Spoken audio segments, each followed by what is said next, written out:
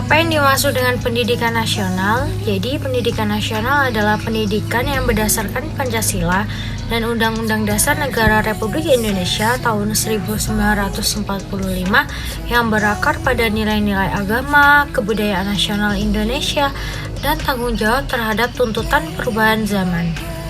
Selanjutnya ada jalur, jenjang, dan jenis pendidikan. Yang pertama, jalur pendidikan. Jalur pendidikan ini adalah wahana yang dilalui peserta didik untuk mengembangkan potensi diri dalam suatu proses pendidikan yang sesuai dengan tujuan pendidikan. Ini sudah tercantum pada Undang-Undang Nomor 20 Tahun 2003 Pasal 13 Ayat 1 dinyatakan bahwa jalur pendidikan terdiri dari pendidikan formal, non-formal, dan informal. Kedua, jenjang pendidikan. Jenjang pendidikan adalah tingkatan pendidikan yang telah dikukuhkan berlandaskan strata atau hierarki dan level.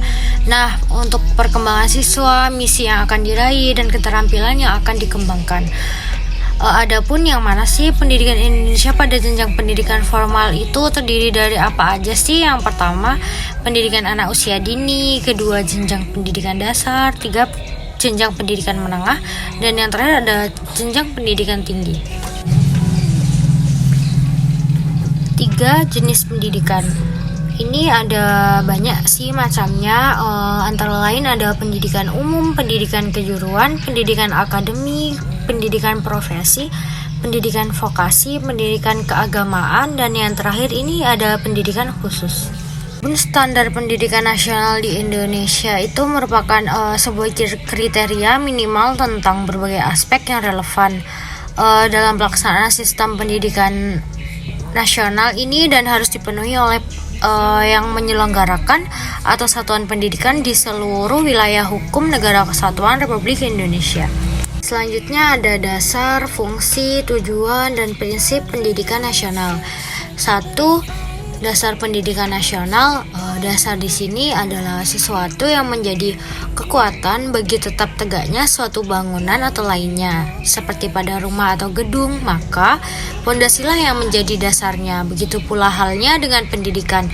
Dasar yang dimaksud adalah dasar pelaksanaannya yang mempunyai peranan penting untuk dijadikan pegangan dalam tujuan dan fungsi pendidikan nasional, memajukan kesejahteraan umum, mencerdaskan kehidupan bangsa, ikut melaksanakan ketertiban dunia.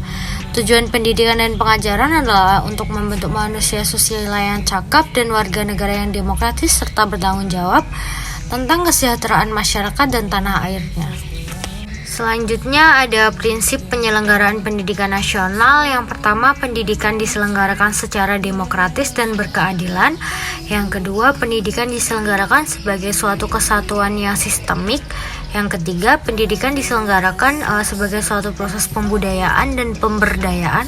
Yang terakhir ada pendidikan diselenggarakan dengan memberi keteladanan. Sehingga dapat disimpulkan bahwa upaya untuk membangun sumber daya manusia yang berdaya saing tinggi, berwawasan ilmu pengetahuan dan teknologi, serta bermoral dan berbudaya, ini adalah dengan melalui pendidikan nasional serta pendidikan awal di keluarga, kontrol efektif dan masyarakat, dan pentingnya penerapan sistem pendidikan yang berkualitas.